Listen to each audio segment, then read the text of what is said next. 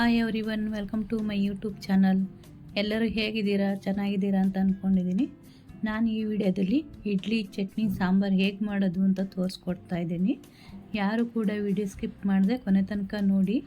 ಇನ್ನೂ ಯಾರೆಲ್ಲ ನಮ್ಮ ಚಾನಲ್ನ ಸಬ್ಸ್ಕ್ರೈಬ್ ಮಾಡ್ಕೊಂಡಿಲ್ಲೋ ಪ್ಲೀಸ್ ಸಬ್ಸ್ಕ್ರೈಬ್ ಮಾಡ್ಕೊಂಡು ನೋಡಿ, ಸಪೋರ್ಟ್ ಮಾಡಿ. ಬನ್ನಿ ಹೇಗೆ ಮಾಡೋದು ಅಂತ ನೋಡೋಣ. ನಾನಿಲ್ಲಿ 1 ಗ್ಲಾಸ್ ಆಗುವಷ್ಟು ಅಕ್ಕಿಯನ್ನು ತೊಗೊಂಡಿದ್ದೀನಿ. ಮಧ್ಯಾಹ್ನ ನೆನೆಸಿಡ್ತಾ ಇದ್ದೀನಿ ಊಟ ಆದ ನಂತರ. 1 ಗ್ಲಾಸ್ ಇದೆ ಅಕ್ಕಿದು, ತಿಂಡಿ ಅಕ್ಕಿ. 1/4 ಗ್ಲಾಸಷ್ಟು ದಪ್ಪ ಅಂದರೆ ಮೀಡಿಯಮ್ ಸೈಜ್ ಅವಲಕ್ಕಿನ ಹಾಕ್ಕೊಳ್ತಾ ಇದ್ದೀನಿ. ದಪ್ಪ ಅವಲಕ್ಕಿ ಅಲ್ಲ, ಮೀಡಿಯಮ್ ಅವಲಕ್ಕಿ ಇರುತ್ತಲ್ಲ ಅದನ್ನು. 1/4 ಗ್ಲಾಸ್ಗಿಂತ ಸ್ವಲ್ಪ ಜಾಸ್ತಿ ಉದ್ದಿನಬೇಳೆಯನ್ನು ಹಾಕ್ಕೊಳ್ತಾ ಇದ್ದೀನಿ.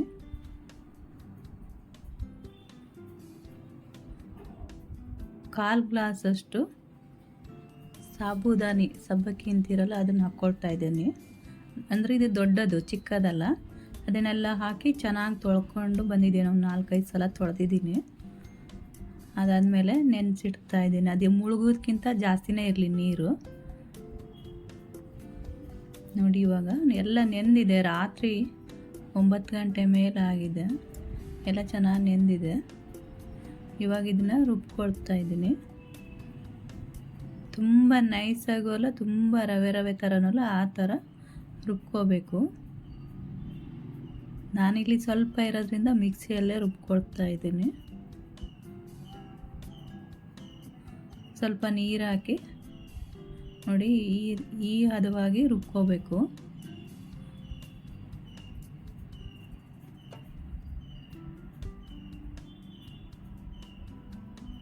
ಒಂದು ಸಲ ರುಬ್ಕೊಂಡಾಗಿದೆ, ಮತ್ತೊಂದು ಸಲ ರುಬ್ಕೊಂಡು ಬರ್ತಾ ಇದ್ದೀನಿ.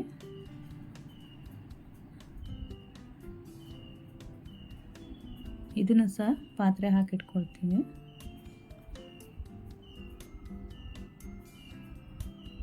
ಎಲ್ಲ ರುಬ್ಕೊಂಡಾದ್ಮೇಲೆ ಈ ಥರ ಕೈಯಿಂದ ಚೆನ್ನಾಗಿ ಒಂದು ಸಲ ಮಿಕ್ಸ್ ಮಾಡ್ಕೋಬೇಕು.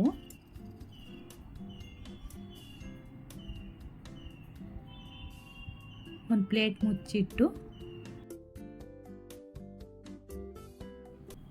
ನೋಡಿ, ಬೆಳಗ್ಗೆ ಎಷ್ಟು ಚೆನ್ನಾಗಿ ಹಿಟ್ಟು ಕುದಿಗೆ ಬಂದಿದೆ ನೋಡಿ. ಈ ಥರ ಇರಬೇಕು ಹಿಟ್ಟು. ತುಂಬ ಗಟ್ಟಿನೂ ಇರಬಾರ್ದು, ತುಂಬ ತೆಳುವಾಗಿ ಇರಬಾರ್ದು. ನಾನು ತುಂಬ ಇಡ್ಲಿದು ವಿಡಿಯೋ ಹಾಕಿದ್ದೀನಿ ಹಿಂದಿನ ವಿಡಿಯೋದಲ್ಲಿ. ಈಗ ಒಂದು ಸ್ವಲ್ಪ ತೆಗೆದಿಟ್ಕೊಳ್ತಾ ಇದ್ದೀನಿ, ಇದು ಮುಖಕ್ಕೆ ಹಚ್ಕೊಳ್ಳೋಕ್ಕೆ ಅಂತ ಹೇಳಿ. 1 ಸ್ಪೂನ್ ಆಗುವಷ್ಟು. ಇದಕ್ಕೆ ಎಷ್ಟು ಬೇಕೋ ಅಷ್ಟು ಉಪ್ಪು ಹಾಕ್ಕೊಳ್ತಾ ಇದ್ದೀನಿ. ಒಂದು ಕಡಲೆಕಾಳಷ್ಟು ಸೋಡಾ ಹುಡಿ ಹಾಕ್ಕೊಳ್ತಾ ಇದ್ದೀನಿ. ಸ್ವಲ್ಪ ನೀರು, ಚೆನ್ನಾಗಿ ಒಂದು ಸಲ ಮಿಕ್ಸ್ ಮಾಡ್ಕೋಬೇಕು. ಯಾವುದಾದ್ರೂ ಹಿಟ್ಟು ಈಗ ರುಬ್ಬಿಟ್ರೆ ಸ್ವಲ್ಪ ತೆಗೆದಿಟ್ಕೊಂಡು ಮುಖಕ್ಕೆ ಹಚ್ಕೊಂಡು ಒಂದು 10-20 ನಿಮಿಷ ಬಿಟ್ಟು ಮುಖ ತೊಳೆದ್ರೆ ಮುಖ ಚೆನ್ನಾಗಿ ಕಾಣಿಸುತ್ತೆ. ಇಡ್ಲಿ, ದೋಸೆ ಹಿಟ್ಟು ಯಾವುದಾದ್ರೂ ಆಯಿತು. ಇವಾಗ ಪ್ಲೇಟಿಗೆ ಎಣ್ಣೆ ಹಚ್ಕೊಳ್ತಾ ಇದ್ದೀನಿ. ಇಲ್ಲಿ ತಟ್ಟೆ ಇಡ್ಲಿ ಮಾಡ್ತಾ ಇರೋದ್ರಿಂದ ಪ್ಲೇಟಿಗೆ ಎಣ್ಣೆ ಹಚ್ಕೊಳ್ತಾ ಇದ್ದೀನಿ. ನಾನಿಲ್ಲಿ 3 ತಟ್ಟೆ ಇಡ್ಲಿ ಬೇಯಿಸ್ಕೊಳ್ತಾ ಇದ್ದೀನಿ.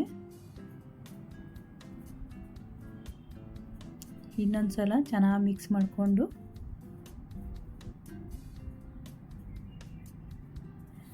ನಾವು ಪ್ಲೇಟಿಗೆ ಎಣ್ಣೆ ಸವರಿ ಇಟ್ಕೊಂಡಿದ್ವಿ. ಅದಕ್ಕೇನೆ ಇವಾಗ ಎಷ್ಟು ದಪ್ಪ ಬೇಕು, ಎಷ್ಟು ತೆಳು ಬೇಕು ನೋಡಿಕೊಂಡು ಹಿಟ್ಟು ಹಾಕ್ಕೋಬೇಕು. ನಾನಿಲ್ಲಿ 2 ಸೌಟ್ ಹಾಕ್ಕೊಳ್ತಾ ಇದ್ದೀನಿ. ತುಂಬ ದಪ್ಪನೂ ಬೇಡ, ತುಂಬ ತೆಳುವು ಬೇಡ ಅಂತೇಳಿ. ಇಲ್ಲಿ 3 ಪ್ಲೇಟಿಗೂ ಇಡ್ಲಿ ಹಿಟ್ಟನ್ನು ಹಾಕ್ಕೊಂಡು ಇಡ್ಲಿ ಸ್ಟ್ಯಾಂಡಿಗೆ ಹಾಕ್ಕೊಳ್ತಾ ಇದ್ದೀನಿ.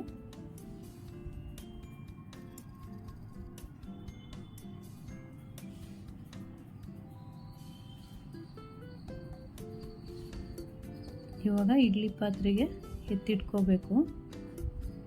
10 ನಿಮಿಷ ಬೆಂದರೆ ಸಾಕು. ನಾನೊಂದು 15 ನಿಮಿಷ ಬೇಯಿಸ್ಕೊಳ್ತೀನಿ, ಚೆನ್ನಾಗಿ ಬೇಯಲಿ ಅಂತ ಹೇಳಿ. ಇಲ್ಲಿ ಬೇಯಲಿಕ್ಕೆ ಇಟ್ಟು ಸಾಂಬಾರು ಮಾಡೋಣ. ಸ್ವಲ್ಪ ಒಣಗಿತ್ತು ಕೊಬ್ಬರಿ ಫ್ರಿಜ್ಜಲ್ಲಿ ಇಟ್ಟು, ಅದಕ್ಕೆ ರಾತ್ರಿನೇ ನಾನು ಕೊಬ್ಬರಿ ಎಲ್ಲ ಚೆನ್ನಾಗಿ ತೊಳೆದು ಒಳ್ಳೆ ನೀರು ಹಾಕಿ ನೆನಿಲಿಕ್ಕೆ ಇಟ್ಟಿದ್ದೆ. ನೋಡಿ ಎಷ್ಟು ಫ್ರೆಶ್ ಕೊಬ್ಬರಿ ಆದಂಗೆ ಆಗಿದೆ ಇದು.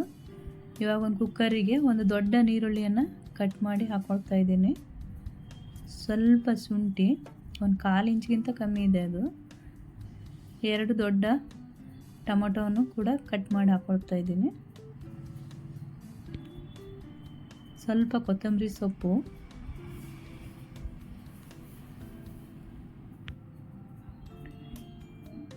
ನಮಗೆ ಖಾರಕ್ಕೆ ಎಷ್ಟು ಬೇಕಷ್ಟು ಹಸಿಮೆಣಸಿನ್ಕಾಯಿ ಮತ್ತು ಕರಿಬೇವಿನ ಸೊಪ್ಪು ಸ್ವಲ್ಪ. ನಾನು ಹಿಂದಿನ ವಿಡಿಯೋದಲ್ಲಿ ತುಂಬ ಸಾಂಬಾರು ರೆಸಿಪಿ ತೋರಿಸಿದ್ದೀನಿ ನೋಡಿ, ಇಡ್ಲಿಗೆ ತುಂಬ ಸೂಪರಾಗಿರುತ್ತೆ. ಅದರ ತುಂಬ ವಿಡಿಯೋ ಇದೆ ಹಿಂದಿನ ವಿಡಿಯೋದಲ್ಲಿ. ಸ್ವಲ್ಪ ಅರಿಶಿಣ ಪುಡಿ ಹಾಕಿದ್ದೀನಿ, ಕೊಬ್ಬರಿ ಎಣ್ಣೆ ಹಾಕ್ಕೊಳ್ತಾ ಇದ್ದೀನಿ ಸ್ವಲ್ಪ.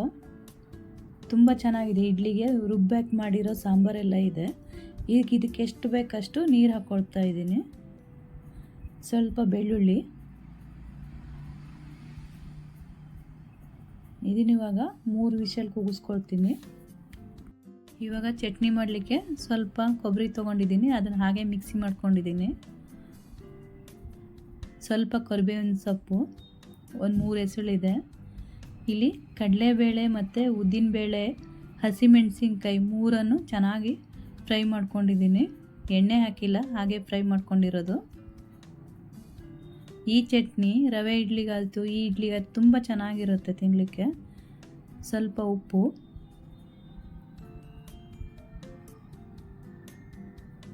ಬೆಳ್ಳುಳ್ಳಿ ಮತ್ತು ಸ್ವಲ್ಪ ಹುಣಸೆ ರಸ ಹಾಕ್ಕೊಳ್ತಾ ಇದ್ದೀನಿ. ಹಿಂದಿನ ವಿಡಿಯೋದಲ್ಲಿ ಕೂಡ ಚಟ್ನಿದು ವಿಡಿಯೋ ಹಾಕಿದ್ದೀನಿ ನಾನು. ದೋಸೆಗೆ ಚಟ್ನಿ, ಇಡ್ಲಿ, ನೀರು ದೋಸೆಗೆಲ್ಲ ಯಾವ ಥರ ಚಟ್ನಿ ಮಾಡ್ಕೋಬೇಕು ಅಂತೇಳಿ. ಈಗ ಒಂದ್ಸಲ ಹಾಗೆ ರುಬ್ಕೊಂಡು ಬಂದು ಮತ್ತೆ ನೀರು ಹಾಕಿ ಈ ಥರ ರುಬ್ಬಿದ್ದೀನಿ. ಸ್ವಲ್ಪ ತರ್ತರಿ ಇದೆ ಇದು.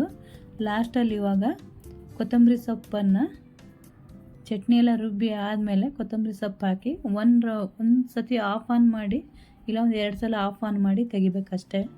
ತುಂಬ ಚೆನ್ನಾಗಿರುತ್ತೆ ಈ ಥರ ಮಾಡಿಕೊಂಡ್ರೆ. ಇದಕ್ಕೆ ಇನ್ನೊಂದು ಸ್ವಲ್ಪ ನೀರು ಹಾಕಿ ಮಿಕ್ಸ್ ಮಾಡ್ಕೊಳ್ತಾ ಇದ್ದೀನಿ. ಫುಲ್ಲು ಗ್ರೈಂಡ್ ಆಗಬಾರ್ದು ಕೊತ್ತಂಬರಿ ಸೊಪ್ಪು. ಚಟ್ನಿ ರೆಡಿಯಾಗಿದೆ. ಇವಾಗ ಸಾಂಬಾರು ಕೂಡ 3 ವಿಷಲ್ ಕೂಗಿಸ್ಕೊಂಡಿದ್ದೆ, ಅದು ಕೂಡ ತಣ್ಣಗಾಗಿದೆ. ಇವಾಗ ಇದನ್ನು ಸಪ್ರೇಟಾಗಿ ಎತ್ತಿಟ್ಕೊಳ್ತೀನಿ. ಬೆಂದಿರೋದೆಲ್ಲ ಬಿಸಿ ಇದೆ ಆರಲಿಕ್ಕೆ.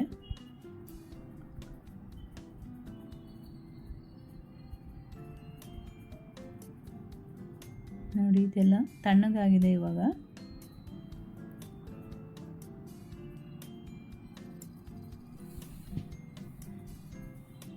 ಇದನ್ನು ಕೂಡ ಮಿಕ್ಸಿ ಜಾರಿಗೆ ಹಾಕ್ಕೊಂಡು ರುಬ್ಕೋಬೇಕು.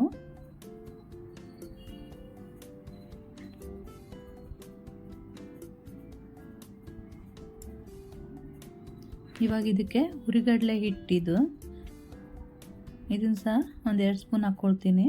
ಚಿಕ್ಕ ಸ್ಪೂನು, ಅದಕ್ಕೆ 2 ಸ್ಪೂನ್ ಹಾಕ್ಕೊಂಡಿದ್ದೀನಿ. ಇದನ್ನು ರುಬ್ಕೊಬರ್ಬೇಕು ಇವಾಗ. ನೋಡಿ, ರುಬ್ಬಿ ಆಗಿದೆ. ಇವಾಗ ಸ್ವಲ್ಪ ನೀರು ಹಾಕಿ ಮಿಕ್ಸಿ ಜಾರನ್ನು ತೊಳೆದು ಇಟ್ಕೊಳ್ತೀನಿ.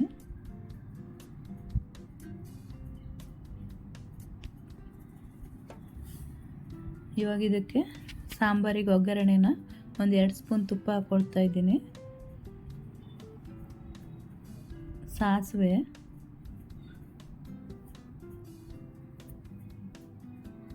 ಮತ್ತು ಒಣಮೆಣಸು,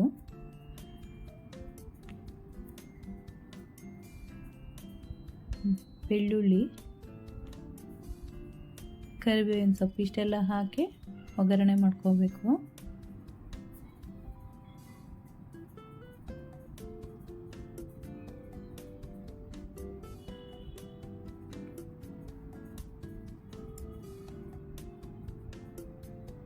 ಸ್ವಲ್ಪ ಹಿಂಗೆ ಹಾಕ್ಕೊಳ್ತಾ ಇದ್ದೀನಿ.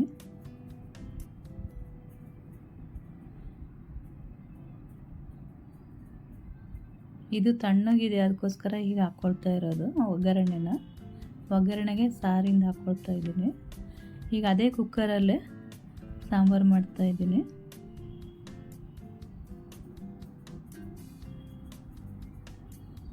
ಇವಾಗ ರುಬ್ಬಿಟ್ಕೊಂಡದನ್ನು ಹಾಕೋಬೇಕು.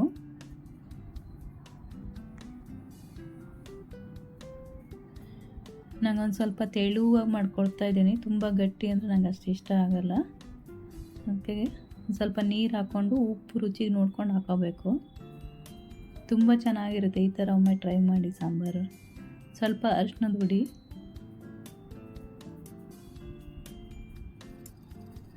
ನೋಡಿ ನೋಡುವಾಗಲೇ ಎಷ್ಟು ಚೆನ್ನಾಗಿ ಕಾಣಿಸ್ತಾ ಇದೆ. ಇದಕ್ಕೆ ಯಾವುದೇ ತರಕಾರಿ ಬೇಳೆ ಯಾವುದೂ ಹಾಕಿಲ್ಲ. ಸ್ವಲ್ಪ ಜೀರಿಗೆ ಪುಡಿ, ಸ್ವಲ್ಪ ಕೊತ್ತಂಬರಿ ಪುಡಿ, ಧನಿಯಾ ಪುಡಿ, ಗರಂ ಮಸಾಲೆ ಹಾಕ್ಕೊಂಡಿದ್ದೀನಿ.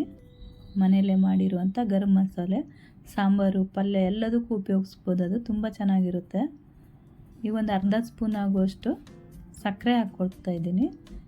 ಈ ಸಾಂಬಾರಿಗೆ ಸಕ್ಕರೆ ಹಾಕಿದ್ರೇ ಚೆನ್ನಾಗಿರುತ್ತೆ ತಿನ್ನಲಿಕ್ಕೆ. ಕುದೀತಾ ಇದೆ. ಇವಾಗ ಲಾಸ್ಟಲ್ಲಿ ಸ್ವಲ್ಪ ಕೊತ್ತಂಬರಿ ಸೊಪ್ಪನ್ನು ಹಾಕ್ಕೊಳ್ತಾ ಇದ್ದೀನಿ. ತುಂಬ ಚೆನ್ನಾಗಿರುತ್ತೆ, ಟ್ರೈ ಮಾಡಿ.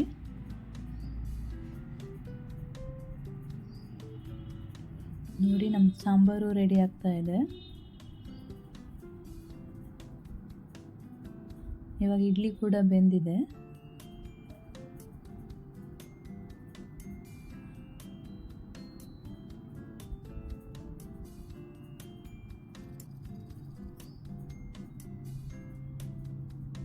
ಸ್ವಲ್ಪ ಆರಬೇಕಿತ್ತದು ಇಡ್ಲಿದು. ನಾನೊಂದು ಸ್ವಲ್ಪ ಬೇಗ ತೆಗಿಲಿಕ್ಕೆ ಹೋಗಿದ್ದು, ಬಿಸಿ ಇದೆ. ಈ ಥರ ಚಾಕು ಬದಲಿಗೆ ನಾವು ದೋಸೆ ಎಲ್ಲ ತಿರ್ಸಿ ಹಾಕ್ತಾವಲ್ಲ, ಅದರಲ್ಲಿ ತೆಗೆದ್ರೆ ಚೆನ್ನಾಗಿ ಬರುತ್ತೆ, ಎಲ್ಲಿ ಕಟ್ ಆಗೋದಿಲ್ಲ. ಬಿಸಿ ಇದೆ, ಅದಕ್ಕೋಸ್ಕರ ಈ ಥರ ತೆಗಿತಾ ಇದ್ದೀನಿ. ತುಂಬ ಸಾಫ್ಟ್ ಅಂದರೆ ಸಾಫ್ಟ್ ಇಡ್ಲಿ ಬಂದಿದೆ. ಇದು ಪ್ಲೇಟ್ ಸ್ವಲ್ಪ ದೊಡ್ಡದಿರೋದ್ರಿಂದ ತೆಗಿಲಿಕ್ಕೆ ಈ ಥರ ಆಗುತ್ತೆ. ಇಡ್ಲಿದೇ ತಟ್ಟೆ ಒಳಗೆ ಬರುತ್ತಲ್ಲ, ಅದು ಬೇಗ ತೆಗಿಲಿಕ್ಕೆ ಈಜಿ ಆಗುತ್ತೆ. ಬಿಸಿ ಇದೆ ಇದು. ನೋಡಿ ಎಷ್ಟು ಸಾಫ್ಟಾಗಿ ಬಂದಿದೆ. ಇದು ತಣ್ಣಗಾದ್ಮೇಲೆ ತೆಗಿತಾ ಇದ್ದೀನಿ ನಾನು. ಈ ಥರ ಚಾಕು ಆದರೆ ಅಲ್ಲಲ್ಲೇ ಕಟ್ ಆದಂಗೆ ಆಗುತ್ತೆ ನಾವು ಈ ಥರ ತೆಗಿಯುವಾಗ. ನೋಡಿ ಎಷ್ಟು ಚೆನ್ನಾಗಿ ಬಂದಿದೆ. ತುಂಬ ಸಾಫ್ಟ್ ಇದೆ, ತುಂಬ ರುಚಿನೂ ಆಗುತ್ತೆ. ನೋಡಿ ಎಷ್ಟು ಚೆನ್ನಾಗಾಗಿದೆ ಇಡ್ಲಿ ಅಂತೇಳಿ.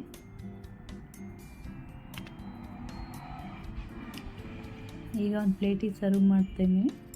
ನೋಡಿ ಎಷ್ಟು ಸ್ಮೂತ್ ಬಂದಿದೆ. ತುಂಬ ಚೆನ್ನಾಗೂ ಇದೆ, ತಿನ್ನಲಿಕ್ಕೂ ತುಂಬ ರುಚಿಯಾಗಿದೆ. ತುಂಬ ಇಡ್ಲಿ ಮತ್ತು ಅಕ್ಕಿ ರವೆ ಹೇಗೆ ಮಾಡೋದು, ಇಡ್ಲಿ ರವೆಯಲ್ಲಿ ಹೇಗೆ ಮಾಡೋದು, ಅಕ್ಕಿ ರವೆಯಿಂದ ಹೇಗೆ ಇಡ್ಲಿ ಮಾಡೋದು, ಉದ್ದಿನಬೇಳೆ ಹಾಕದೇ ಹೇಗೆ ಇಡ್ಲಿ ಮಾಡೋದು ಎಲ್ಲ ಇಡ್ಲಿ ವಿಡಿಯೋ ಹಾಕಿದ್ದೀನಿ ನಾನು. ಸಾಂಬಾರು ಅಷ್ಟೇ, ತುಂಬ ಸಾಂಬಾರು ರೆಸಿಪಿ ಹಾಕಿದ್ದೀನಿ ಇಡ್ಲಿ ಜೊತೆಗಿಂದು. ಇವಾಗ 2 ಭಾಗ ಮಾಡ್ಕೊಂಡಿದ್ದೀನಲ್ಲ, ಅದಕ್ಕೆ ಸಾಂಬಾರು ಮತ್ತು ಚಟ್ನಿಯನ್ನು ಹಾಕ್ಕೊಳ್ತಾ ಇದ್ದೀನಿ. ಈ ಥರನಾದರೂ ಹಾಕ್ಕೊಂಡು ತಿನ್ಬೋದು, ಇಲ್ಲ ಎಕ್ಸ್ಟ್ರಾ ಒಂದು ಬೇರೆ ಪ್ಲೇಟಲ್ಲಿ ಕೂಡ, ಬೌಲಲ್ಲಿ ಕೂಡ ಹಾಕ್ಕೊಂಡು ತಿನ್ಬೋದು. ಹೇಗೆ ತಿಂದರೂ ತುಂಬ ರುಚಿ ಇರುತ್ತೆ.